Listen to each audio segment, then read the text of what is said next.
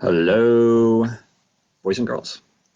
It's Lao Shi, Lawrence McElroy, here on a Monday morning for Water Tiger School and our almost weekly, supposed to be weekly, live program, for the greater community, but specifically for those folks who used to meet in a room. Remember that, meeting people in rooms at Sachem Public Library in Holbrook, New York, on the Isle of Lynx, until this, I don't know, something happened half a century ago or something. No, when the pandemic broke. So anyway, we do our best to be here every Monday, and we've done pretty well in the, I can't remember where we are. It's in the notes. But we started all the way back in March 23rd, I believe, was our first Monday in these sessions. So, what did I want to say about? Over that time frame, I have done everything I can for my side of the camera to not double up in my shirt wear. Now, that's not across the board. There are some things on the YouTube channel that, like when it involves a physical activity, I'm usually in, a basic workout tank top or something like that. So you see a lot of those. I think I've worn the official Water Tiger School shirt a couple of times, and I have doubled up on the this year's the 2020 World Taiji and Qigong Day t-shirt a few times because, in the spring it was around World Tai Chi Day. But even between the YouTube environment and the Facebook environment, I have not really, for the most part, worn any shirt twice. I am going to start doing that because I'm out of t-shirts that I usually wear in the room. But I'm going to start with the ones that have only made an appearance on the YouTube channel. So this was on our YouTube channel in the episode that deals with regulating the mind, which is one of the 5 goals of root goals of Tai Chi and Qigong. Now, all the way back to March 22nd, so like a day before we started doing this stuff. So anyway, I wanted to share that. I don't really have any other announcements to talk about. I will mention, about 10 years ago, 2 things happened in my life that really kind of shook things up. We'll talk about one of them. And one was that I entered a dependent relationship with Tony Horton and exercise. And it was odd in how it entered into my public classes because one day one of the students pulled me aside. Ruth must have drawn the short straw. She's like, I'm, what's going on, Lawrence? And what? So, well, we're really worried about you. What? Well, you've been losing a lot of weight. Oh, it's because I was starting to work out on a regular basis and eat a little bit better and that sort of thing. I'm still working out on a regular basis, but I am starting a new exercise program with Mr. Horton, his new Power Nation thing. The beta test group. So once again, you may start seeing a little bit of weight loss on this side. I'm not that much overweight, but I am a little bit beyond where I want to be, where I was, 10 years ago. And plus, part of the reason for this is, how they say the camera adds 10 pounds? Yeah, I've been watching myself on video now for 6 months, and yeah. So anyway, what are we going to do today? Let's get out of this stuff. We are going to do a little warm-up, a little piece from Awakening the Chi, and then we're going to play with another piece from our Tai Chi lottery. And we're not just going to pull one, though I've thought about doing that, just pulling one, but, we've done some stuff. This is the one that we're going to do today. See what that says? Quicksilver. So, normally people complain all the time when I'm leading a floor exercises or a form that, oh man, Lawrence, you're going so slow. You're going too slow for me. And generally, even that slowness is still faster than what we might consider performance pace. Today, we're going to move faster than performance pace in a few different ways. So different people at different levels having different things to do might be able to play along a little bit. So without further ado, done talking about me, done talking about t-shirts, done talking about the fact that I'm going to be jumping up and down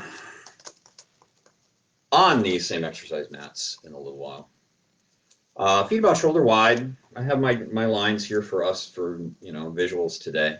We define shoulder widths by where the drop of the elbow is. So sort of drop of elbow cuts one heel in half, drop of the elbow cuts the other heel in half. And the feet should be as close to parallel as possible. We're going to start with a little shake. So the set that Water Tiger calls Awakening the Qi was originally named, a Qigong warm-up. That entered my life through an instructor called, I believe her name was Linda Modero. That's what I always say anyway. That's what's in my memory.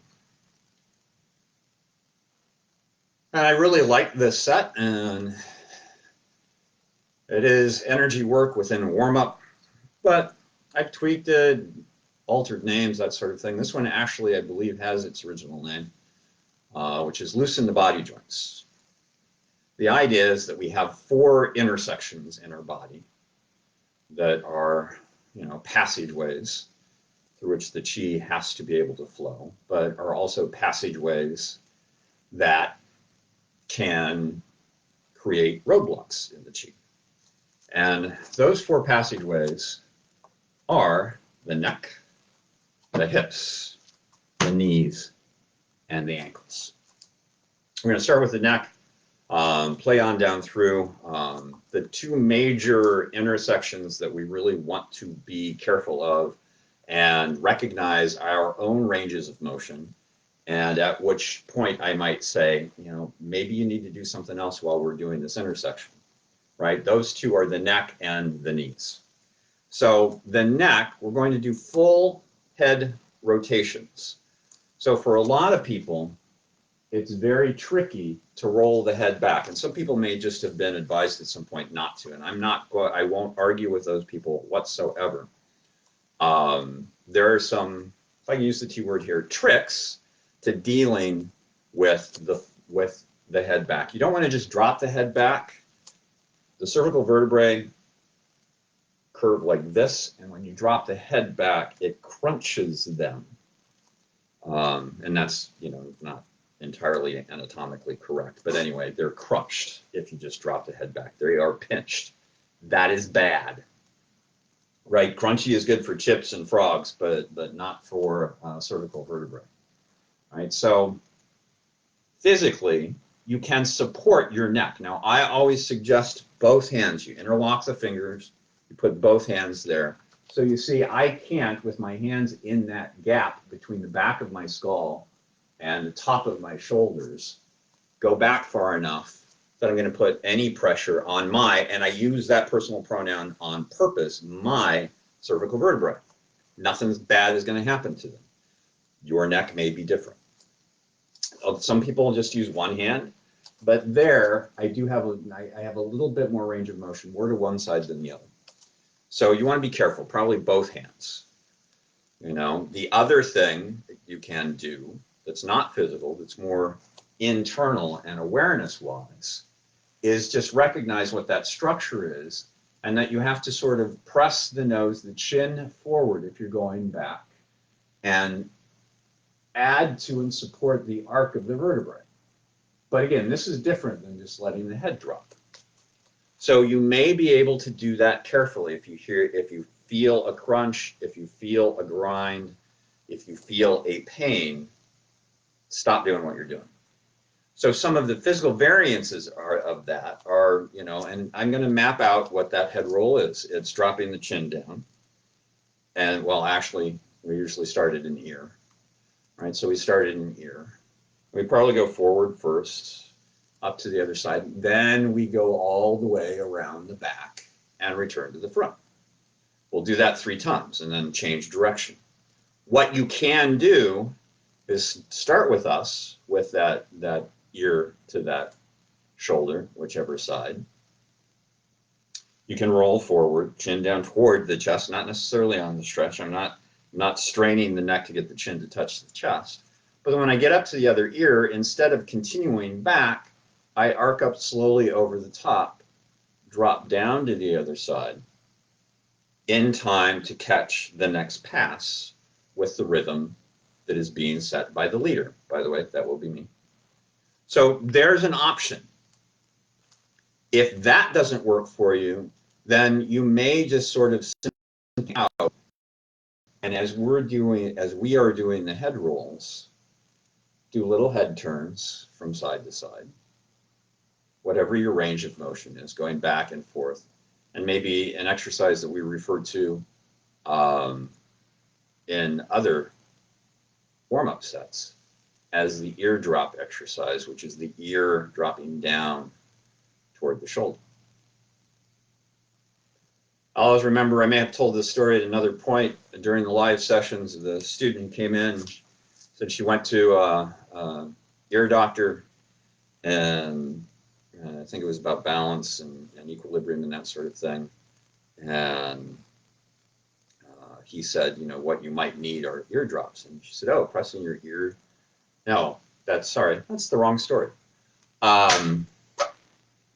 That's absolutely the wrong story. It was a PT. She was having neck issues. Wow. I don't know where that false memory came from. She was going to a physical therapist for neck issues. And he said, you know, what you want to do is reach your ear down toward your shoulder to open up your neck. And since she'd been in the room with me, she said, oh, eardrops. And he said, no, you don't need to put drops in your ear. You need to press your ear down to your shoulder. I don't know where that other one came from. That was weird. So anyway, you can do that. You can do the little eardrop side to side. You can do head nods forward, not back, but forward, you know, or the head turns. Otherwise, do the full head rotation with us. Be very, very, very, very, very careful with this. Warning, Will Robinson. You know, this is one of those exercises that I spend this amount of time in the room talking about, and then somebody ignores my caveats and they end up with a neck issue. So be very, very careful here. Maybe don't do it at all. Know yourself. So I just leave my arms hanging here. I'm going to start over here, drop my ear down toward my shoulder. I'm going to go forward first. Chin down toward the chest. Other ear down to the other shoulder. Back, if you're doing back, otherwise arcing across the top or doing something else. There's the first shoulder. There's round 1. We're going to 3 in 2 directions, so 6 total. There's 1.5. Not going fast here. We're not doing the Quicksilver yet.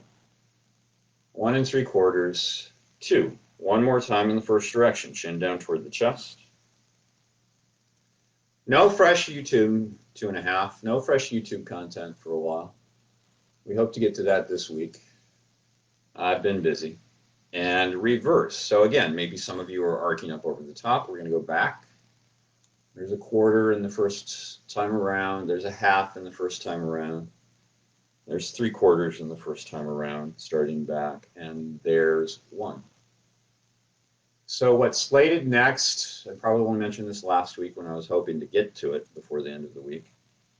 We're going to do a deep drill. It's what's in the queue anyway.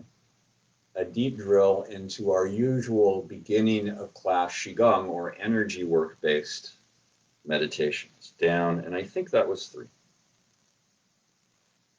just going to let it hang out there for a while. I've got some popping going on, not grinding. Popping generally is okay, grinding not so much. And bring the head back to upright. So there's the first intersection. Second intersection is the hips. Now, this isn't how you do the exercise, but I'm just pointing out that this part of me is completely still, right? All of the movement is in this band, and that's what we want. We want to open up the hips. So we put our hands on our hips to emphasize the hips. Sometimes I joke you should put your hands on your shoulders, make sure the shoulders aren't moving, but that creates tension that we don't want in the exercise. So we put the hands on the hips to emphasize the hips. Sort of like a slow motion, if you will, MTV video. Do you remember when they used to have videos? So shoulders are going to stay over the feet. This part of our body stays still. We're going to push the hips out of alignment. I usually start back, but you'd start forward, you'd start to the left, you can start to the right. Just remember where you started. And again, 3 rotations to different directions. I'm going to go forward first from the back, out to the other side, and back to my starting place. Chest and eyes are up. Right, again, these stay upright in the same place. There's 1.5. Well, a little beyond 1.5. There's 2. 2.25. Here's 2.5. 2 3/4. And 3. So the second direction, nice and slow here. It'll get me in trouble if I say get sexy with it. There's 1/2. There's 3/4. There's 1. This is still. Why does Lawrence keep saying this is still? I think I get his point. There's 1/2. There's 2. Well, I'm saying it because in the room a lot of times this is what's doing the movement, which is actually a legitimate stretch, but not what we want to do here. Last 1/2. There's 3. And come back. So next is the knees. Warning, warning, warning, danger, Will Robinson, right? We're going to have different ranges of motion in the knees. Some people may not even be able to get to their knees. Some people may not have the mobility. This is basically what we're doing. Rotating with the knees and the ankles together. Rotating the knees. So that may be, because that's a little bit less intense than the actual exercise. So that may work for you. Otherwise, maybe you're just sort of sitting, kicking stuff out, maybe doing little marches or something while we're doing this with the knees. 1, you want to make sure your feet stay grounded throughout. There can be a tendency in different points of this exercise, to maybe lose grip or contact with the balls of the feet, maybe rise up on the balls of the feet so the heels leave contact, or in the third and fourth variation here, to roll to the outside of the instep. All of those things happening risk injury to your knees because your knees aren't supported. If your feet stay grounded, your knees will stay supported and you'll stay within, it's easier to stay within your range of motion. Let me put it that way, right? So ideally the feet are together, but not everybody can do that. When we set down into our lower bodies, it's going to be, if you've ever done yoga, you might know chair, right? And the back is straight and you're setting into the hips like a hinge, right? I'm not doing this. So that's going to get us ideally to the knees, right? If not, you're on the thighs, right? If you're at the knees with me, then it's a warming of the knees, all 4 sides, front, back, inside, and outside. If you're on the thighs, then do the same thing to all 4 sides of the thighs. And imagine that warmth flowing that you're generating in the thighs, flowing and filling the knees, like pouring warm water from the thighs into the knee joints. I don't think I've ever used that image before. Hands right at the top of the knee joint, if you're at the knees. Otherwise, at the thighs with the fingertips pointing to the knees, emphasizing your attention is in your knees. Straighten the legs, but not quite to the point of blocking off. And choose a direction. We're going to go around 3 times, just like we did with the hips. There's 1. Back stays straight. There's 1.5. There's 2. There's 2.5. There's 3. Second variation, simply change the direction. Yeah, I said it. I used the S word. There's 1. There's 2.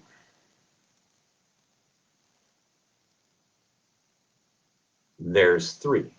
Third variation, again, be careful so you don't roll to the outside of the insteps. We're going to pulse together forward, separate in little semicircles back. Forward together, little semicircles back. Forward together, little semicircles back. Separate and forward, so we're reversing that direction now. Together and back. Separate and forward. Together and back. Separate and forward. Together and back.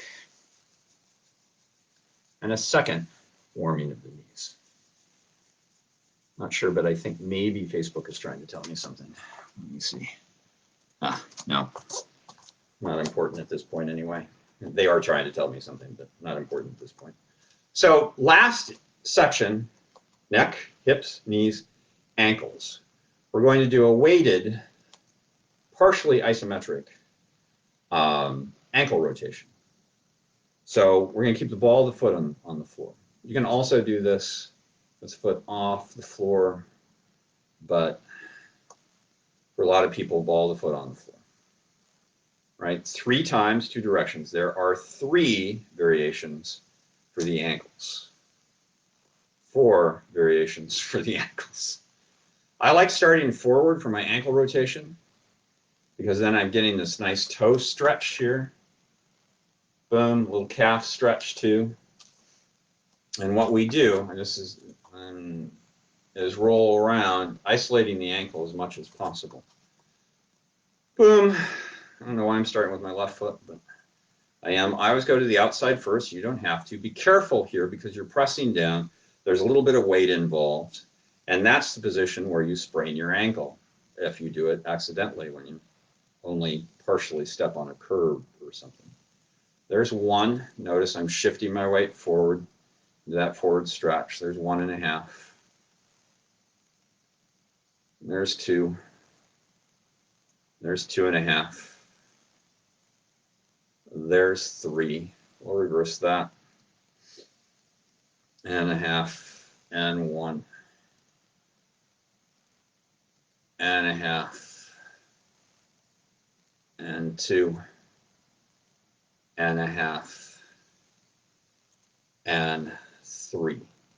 Now we're going to do an isometric press of the ball of the foot down into the earth. It helps sometimes if you sit a little bit deeper into the weighted leg than you might normally. You find a place for the ball of the foot where your knee can still be bent. And fundamentally what I'm doing here is I am working to straighten my leg.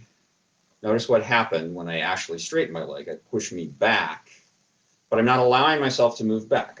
I'm holding myself in place, utilizing only enough muscular activation throughout the rest of me to hold myself in place. But I'm really pressing the ball of that foot down into the earth. Timing device. I suppose I use my Fitbit, but let's do this. Boom. And 3, 2, 1. We're going to do this for 20 seconds, pressing the ball of the foot into the earth. Breathing. I just usually let my hands hang. It's actually one of those places when I'm in the front of the room, I just see how much everybody plays Simon Says. 4, 3, 2, 1, and release. A little shake. As I'm standing there watching the clock, I might start moving my hands around to see how many people in the room will move their hands every time I move my hands. So with the heel, we're going to do the same thing with the heel. We're going to drop the heel down, but notice I'm not replacing the ball of the foot with the heel. I'm not overextending my leg. I'm actually dropping my heel a little bit closer. And the same thing, seeking to straighten that leg, driving that heel down and into the earth. I would want to feel like either the ball of the foot or the heel is taking a divot and creating a divot into the earth. 3, 2, 1, 20 seconds here. All of this is relaxed. Activation here is helping hold me in. Activation in the lower back, activation in the hips and glutes, holding me in place. Glutes, really. This glute is extending down. This glute is holding me in place. 2, 1, and shake that out. So there's side 1. Side 2, same thing. I'm going to start with that ankle rotation. Shift the weight forward. I get that nice, big, dramatic toe stretch there by starting forward, going to the outside. Careful of that pressure on the outside. There's getting to 1. And around, there's 1.5. And 2. There's 2.5. There's 3. Not going too slow, not going too fast. Around. A woman in another public class program, if I happen to do this particular warm-up, there's 1.5. I'd be at like 1.5, she'd be at like 16. 2.5. There's 3. So all the weight back on this side, crown point of the head, base of the pelvic bowl, ball of the back foot, ball that foot into the earth. Stopwatch back up. Going to start in 3, 2, 1, go. 20 seconds, pressing the ball of that foot into the earth. By the way, this sort of reflects a static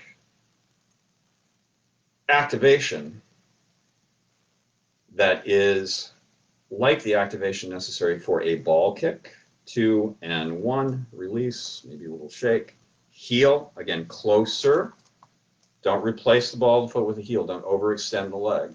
You want this to move down, but not right straight down. That's too much. You want a little angle out. 3, 2, 1. And this, though it's a static position, it represents the kind of energy that you're driving down the foot to the heel to manifest a heel kick. 10 seconds in. Oops. iPhone was so heavy it almost pulled me over. 3, 2, 1. And shake that out. So there you go. A little loosen the body joints from awakening the chi, opening up those 4 intersections: neck, hips, knees, and ankles. So, again, from our lottery, from a variety is the spice of Tai Chi, variety is the spice of life, variety is the spice of everything. From our lottery slips, Quicksilver. So normally, for instance, one of our basic fundamental walking exercises is walking the rails. 2 railroad tracks, walking, keeping the feet parallel, controlling, governing that step so you don't fall into it, shifting back and forth from side to side. Right? But I'm not falling. Right? And that was a lot quicker than I'd normally do it. So that's almost Quicksilver for me, because if I'm doing this exercise on my own, outside of leading people, and sometimes even when I do lead people,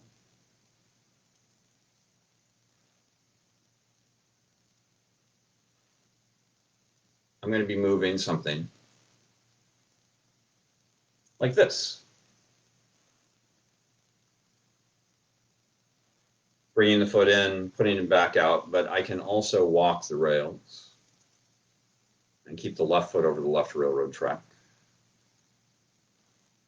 and the right foot over the right railroad track. A little casual closing here. My hands release from where they are.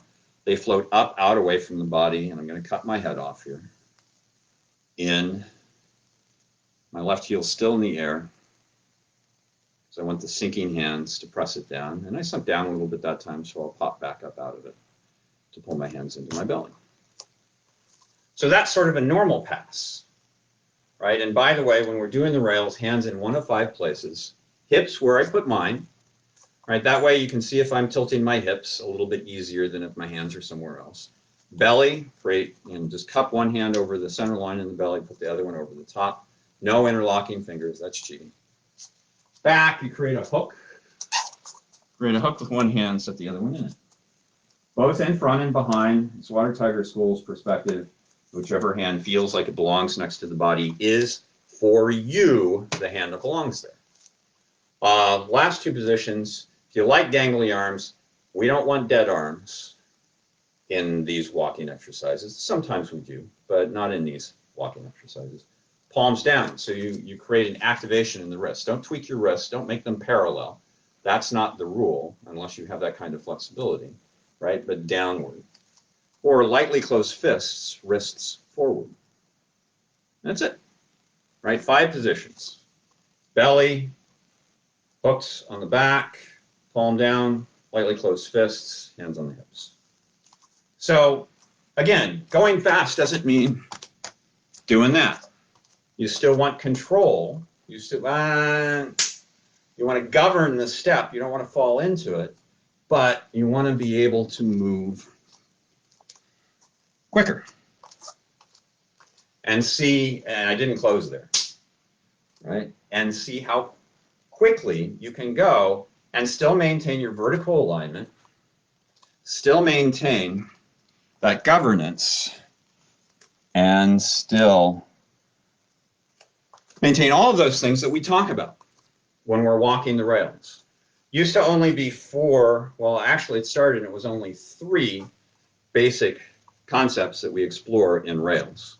Then a few months ago it became 4, and very recently it became 5. And one is you want to maintain that the basic vertical alignment, crown point head, base of the pelvic bowl, moving from ball of foot to ball of foot, and maintain the spine hanging like a string of pearls. So you want the spine to be relaxed, which means you want the whole body to be relaxed. 2, you want to be able to keep your shoulder width in movement, right? You don't want to, as you're going across the floor, you don't want to suddenly just have the feet really close together. 3, you want to recognize the relationship between your feet and the floor. In rails, at the regular pace in rails quickly, we don't want to suddenly have the toes pointing out away from the center line. We want to maintain the railroad tracks. 4, one of the recent additions. 4 is you want to continue that, you want to maintain that governance of the step. So even slow or fast, the foot is floating down, not crashing. So you govern the step. And 5, the recent addition, is you don't want to lose and gain height. You don't want to Pop-Tart, you don't want to bob. You know, if you're not familiar with bobbing, then maybe you shouldn't, Robert, use his proper name. But don't change the height. You want to maintain the same height. So those are the 5 things. So you want them in rails as well, even moving in a Quicksilver fashion. You want those 5 things to be maintained. There's a secondary, well, there's a whole family of rails exercise that involves rotating the ball. So you have the ball, and every time the right foot is full, the right hand's the top of the ball. Every time the left foot is full, the left hand's the top of the ball. And you want to seek to be able to do that to maintain all of the 5, plus the reality of the ball, plus the fact the ball never stops. It rotates one direction and immediately bounces into the other direction. So you add that to the basic rails walk, right? And in the Quicksilver version. A little shake, no expectation. Boom, boom, boom, boom, boom, boom, boom, boom, boom. That was a little heavy for me, right? I was cutting the steps a little bit short, I think. So a little bit faster, still want to maintain the governance, the control. Boom, 3, 2, 1. I'm sticky in this today.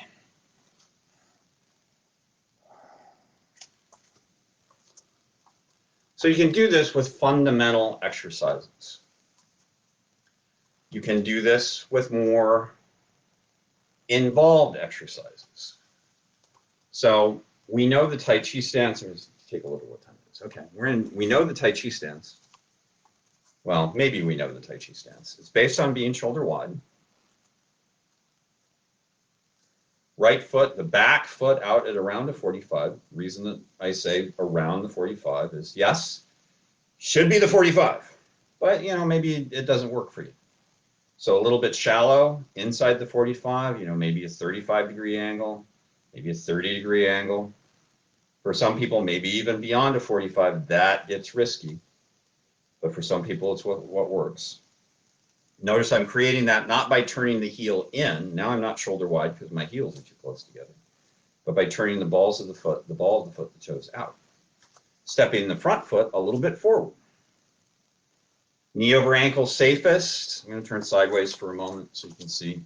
Knee over ankle safest. Knee over the top of the foot for our Tai Chi is fine. Knee over beyond toes, bad. Right? Warning about Quicksilver, right? That's one. Those are some things that can go away. The placement of the feet, the relationship of the knee to the toes. If you are not comfortable, if you are not consistent in your stance and footwork, do not speed up your play for the sake of speeding up your play, because that inconsistency can lead you to have a referral to an orthopedist. Right? Front toes forward when I'm in four stance, right? Or in toward my center line. So if my left foot is forward, my toes are either forward or turning slightly to the right. If I am in four stance with my left foot forward, my left toes do not point to my left in this position. Right? If I rock back, when I rock back, I'm not pushing that back knee sideways and out away from me. I'm setting down into that leg so the knee stays pointed the same direction as those toes. 3/4 back stance, four stance, shoulders over hips, hips square. To get from one side to the other, we rock back, we release the ball of the foot of the left toes. We open up the quad where the inner upper thigh comes into contact with the pelvic bowl, like a book. Those toes now can go to the 45. I'm not in four stance, so it's fine that my toes are that direction. Those toes are splayed. The heel of the back foot comes up off the ground when it needs to as I fill that left foot at around the 45. Bring the foot in or I step through. That's one in the transition between the step. This is 2, 3, 4, and 5. 1, 2, 3, 4, and 5. 1, 2, 3, 4, and 5. 1, 2 more steps. 2, 3, 4, and 5. 1, 2. No 3, 4, and 5 as the headless Tai Chi guy closes his little floor exercise. So you have the Tai Chi walk that you can, well, I'm not going to say you have the Tai Chi walk, but you can use the Tai Chi walk in a Quicksilver way, where 1 becomes 2, 2 becomes 3, 3 becomes 3, 4, 5, 1, 2, 3, 4, 5, 1, 2, 3, 4, 5, 1, 2, 3, 4, 5, 1, 2, 3, 4, 5, 1, 2, and close. And counting slowed me down. Hand should really be in one of those 5 places when you do that. So,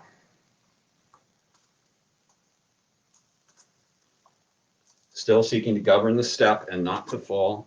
Maintain vertical alignment. The spine hangs like a string of pearls. If you have a posture, say parting wild horses, Ming, say a form, opening, you can play those quickly too. But again, make sure everything's structurally sound, your footwork's in pretty good shape before you start to speed up. And don't simply go fast for the sake of going faster. You want to maintain the reality of what it is, the intent, the principles of the Tai Chi, etc. So this is a demonstration, right? So sit back, relax, and laugh. Well, hopefully not laugh.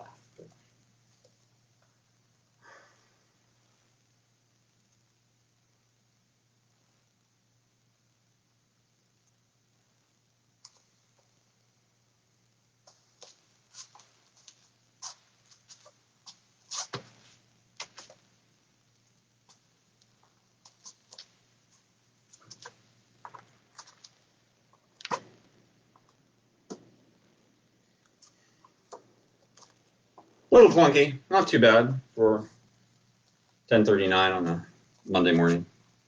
But that's the idea. Right? That was more or less what we refer to at Water Tiger School as the first section of the 24. Starting with parting wild horses.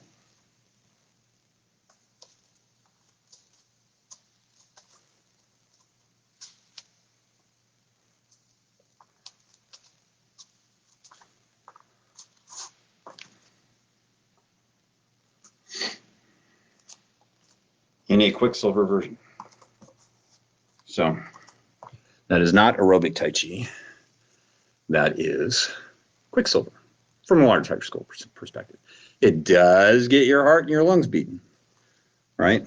Back in the day, it's been a while since I've done the long form in Quicksilver style. Long form's supposed to take 20 minutes from beginning to end. When I was doing Quicksilver with the long form on a regular basis, I did it in 3 minutes and 20 seconds.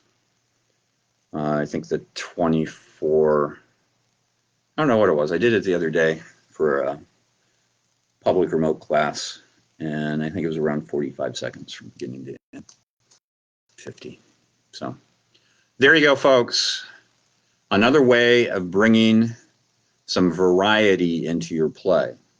Normally, we're so much on slow it down, slow it down, slow it down, slow it down. You're moving too fast. You got to move slower.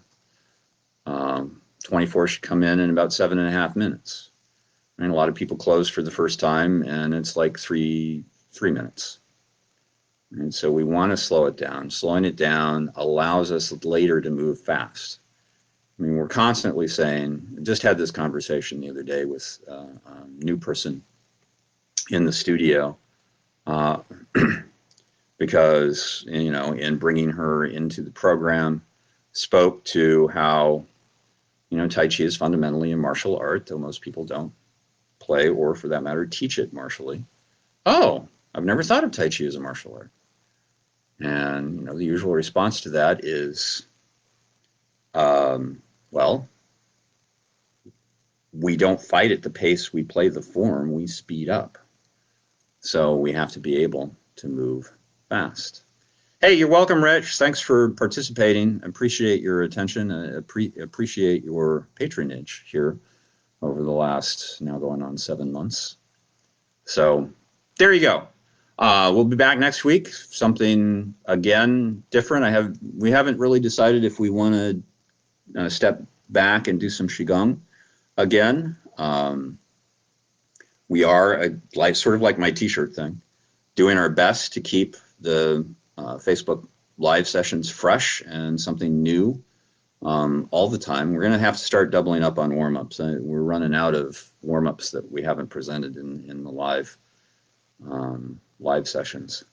But, you know, part of our Qigong is we hit each of the 5 animal frolics, but only did the basic frolic for each of the 5 animals. So of 25 frolics, we've only done 20, or we've only done 5. So we have 20 other frolics we could address from the 5 animal frolics. So that, you know, that's a possibility for next week. We still have some lottery slips left, and some walks and all sorts of different things that will keep us busy for a while. Last time I looked at the Sachem website, they are open almost for full hours, I think, at this point. But their programming is still basically YouTube oriented, with a few like self-help and cooking things and that sort of thing that are moving into an actual like Zoom-like streaming environment. But who knows where we'll be with Tai Chi there for a while. So anyway, there you go. Thanks for your attention. Please, please, please, please, please mask up when you're out and about. You know, if you don't have to be out and about, don't go out and about. Don't just do things for the sake of doing them. Plan accordingly. Stay safe. If you're in an area where the curve is still high, flatten the curve. If you are in an area like we are in Suffolk County, in the state of New York, you know, keep the curve flat. Maintain the flatness. I don't know. Is there a phrase for that? Probably is. Stay safe, be well, and you'll see me next time.